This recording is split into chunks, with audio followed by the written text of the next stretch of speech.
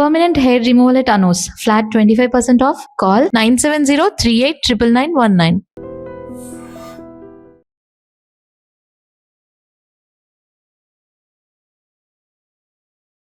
నమస్తే, welcome to I dream. నేను Rachel.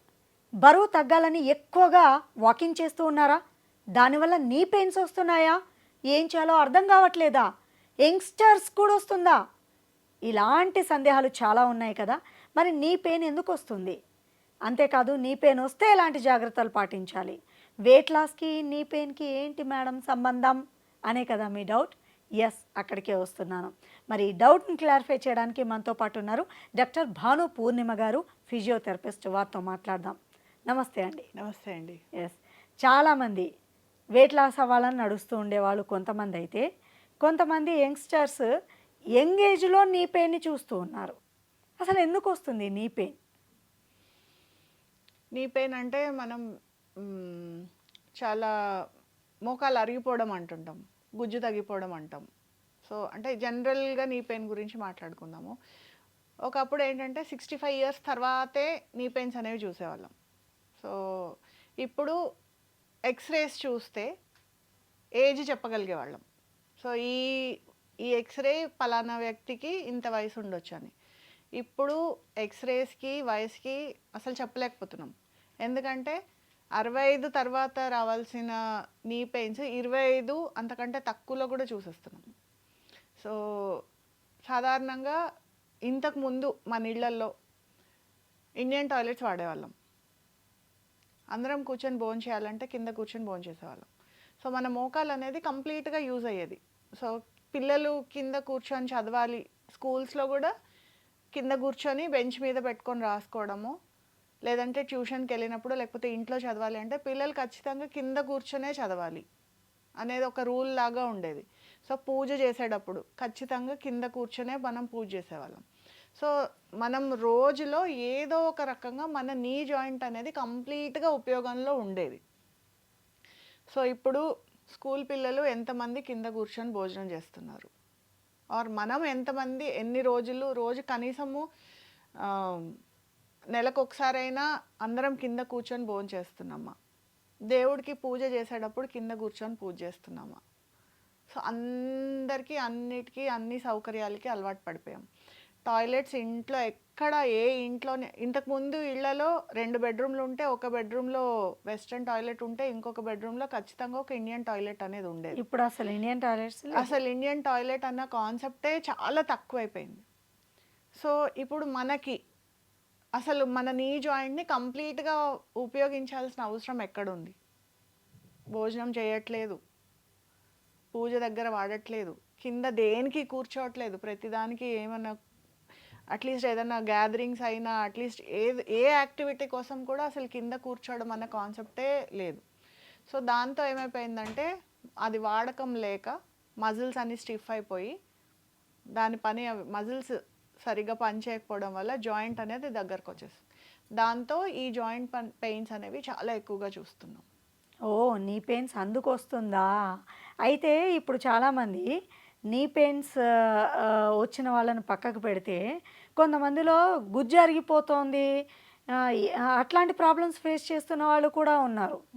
మేము ఏం చేయలేదండి, మా ఏజ్ చాలా యంగ్ ఏజే, బట్ మా ఇంత చిన్న ఏజ్లోనే గుజ్జు అరిగిపోయింది అంటున్నారు డాక్టర్స్. ఈ ప్రాబ్లం ఎందుకు వస్తుందంటారు? ఇప్పటి వరకు మనం ఎక్స్ప్లెయిన్ చేసింది రీజన్ అదే.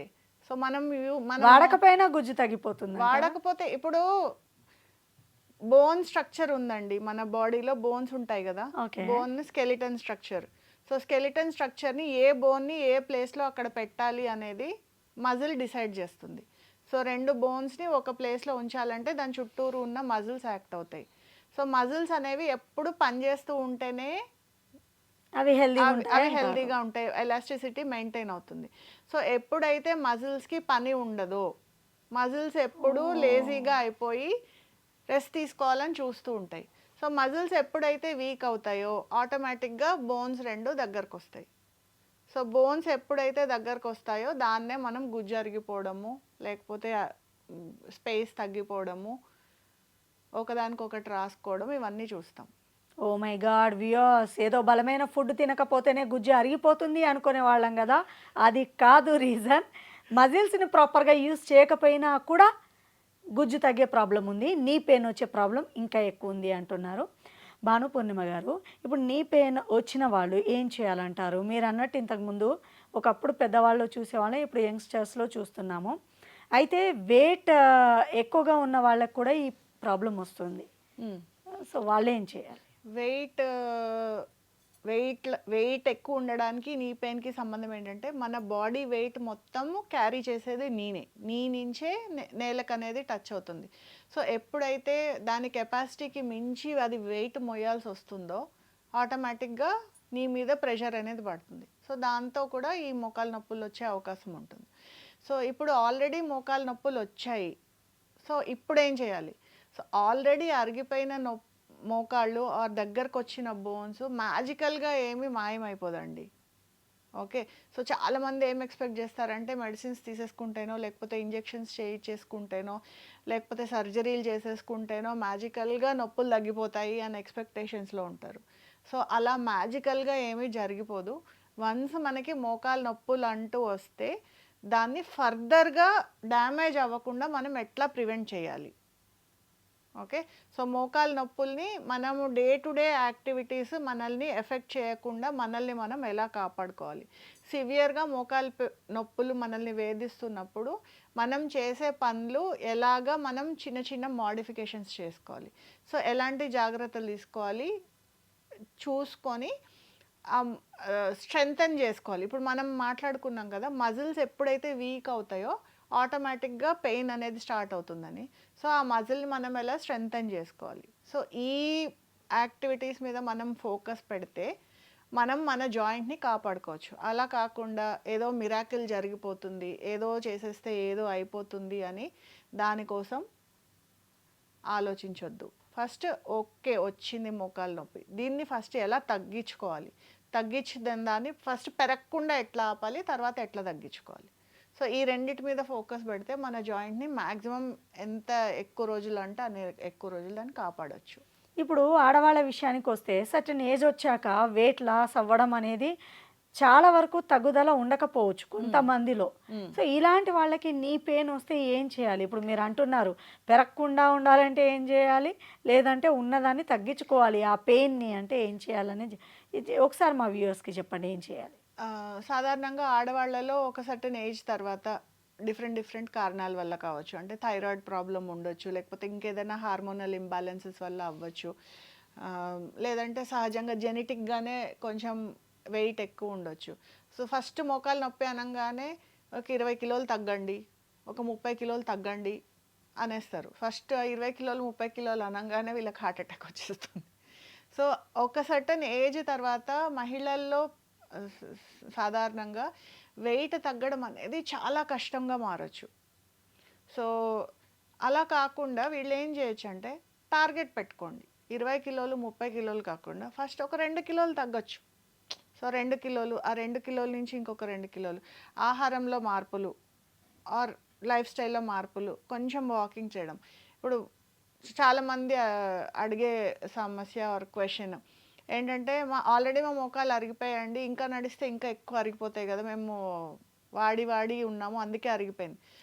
అలా కాదండి, మన టార్గెట్ ఇప్పుడు మజిల్ స్ట్రెంగ్తన్ చేయడమే. సో మజిల్ ఎంత స్ట్రెంగ్తన్ చేస్తే మోకాలు అనేది అంత హెల్దీగా ఉంటుంది. సో మోకాలు నొప్పులు ఉన్నా సరే వాకింగ్ అనేది ఖచ్చితంగా చేయాలి. కాకపోతే అది మన కంఫర్ట్ లెవెల్లో, అంటే పెయిన్ దాన్ని కంట్రోల్లో ఉండేటట్టు చూసుకొని చేసుకోవాలి. సో పెయిన్ చాలా సివియర్గా ఉన్నప్పుడు ఫిజియోథెరపీలో చాలా మంచి ట్రీట్మెంట్స్ ఉన్నాయండి, మెషిన్స్ తోటి పెయిన్ తగ్గించవచ్చు. తర్వాత చిన్న ఎక్సర్సైజెస్ చెప్తాము. సో ఆ చిన్న ఎక్సర్సైజెస్ తోటి స్ట్రెంగ్తన్ చేసుకొని, సో మన రెగ్యులర్ యాక్టివిటీ ఎఫెక్ట్ చేయకుండా వాకింగ్ అనేది చేసుకొని మేనేజ్ చేస్తే చాలా వరకు ఈ మోకాలు నొప్పుల్ని కంట్రోల్లో పెట్టచ్చు. ఇప్పుడు మీరు అన్నారు ఫిజియోథెరపిస్ట్లో మంచి ట్రీట్మెంట్ అందుబాటులోకి వచ్చింది అని. అయితే ఈ మధ్య కాలంలో ఏమవుతుందంటే డాక్టర్ వరకు వెళ్లకుండా ముందే గూగుల్ని అడిగేస్తారు, నీ పెయిన్ ఉంది ఏం చెయ్యాలి, ఫలానా బామ్ అప్లై చేయండి తగ్గిపోతుంది అని. అలా కొంతమంది అప్పటికప్పుడు పెయిన్ రిలీఫ్ బామ్స్ యూజ్ చేసే వాళ్ళు లేకపోలేదండి, కొంతమంది. సో ఇలాంటి వాళ్ళకి మీరు ఏం చెప్తారు? సో పెయిన్ రిలీఫ్ బామ్స్ అనేవి లోకల్ అనెస్థెటిక్ లాగా పనిచేస్తాయండి. అంటే మీకు అది రాసినప్పుడు కొంచెం చిమచిమలాగా అనిపిస్తుంది. అంటే ఏంటంటే సూపర్ఫిషియల్‌గా అది బ్రెయిన్‌కి సిగ్నల్ పంపిస్తుంది. సో, దీనితోటి మీకు యాక్చువల్ పెయిన్ నుంచి మీకు రిలీఫ్ వచ్చినట్టుగా మీరు ఫీల్ అవుతారు. కానీ యాక్చువల్ దానివల్ల ఏమి నొప్పులు తగ్గవు. సో, మీకు రిలీఫ్ వస్తుంది అని అనిపిస్తే రాసుకోండి గానీ, దానివల్ల ప్రత్యేకంగా తగ్గిపోవడం అనేది ఏమి ఉండదు. ఓకే. సో, అలా కాకుండా ఇప్పుడు నేను చెప్పినట్టు మీరు తినే ఆహారంలో జాగ్రత్తలు తీసుకోండి. మీ లైఫ్ స్టైల్‌లో మార్పులు చేసుకోండి. ఎక్సర్‌సైజెస్ చేసుకోండి. వాకింగ్ ఖచ్చితంగా చేసుకోండి. సో, ఇలాంటివి జాగ్రత్తలు తీసుకుంటే ఖచ్చితంగా మీ మోకాలు నొప్పులనేవి తగ్గించుకోవచ్చు. చాలామంది ఏంటంటే, అమ్మ ఇంకొకసారి వచ్చినాయి అంటే ఇవి తగ్గవు, ఇంక అయిపోయింది, ఇంక మేమేం చేయలేము అన్నట్టుగా ఈ కనీసం మాకు స్వాంతన కోసం అనేసి మీరన్నట్టు ఈ పెయిన్ బామ్స్ అప్లై చేయడం గానీ, ఆయిల్స్ అప్లై చేయడం గానీ ఇవి చేస్తూ ఉంటారు.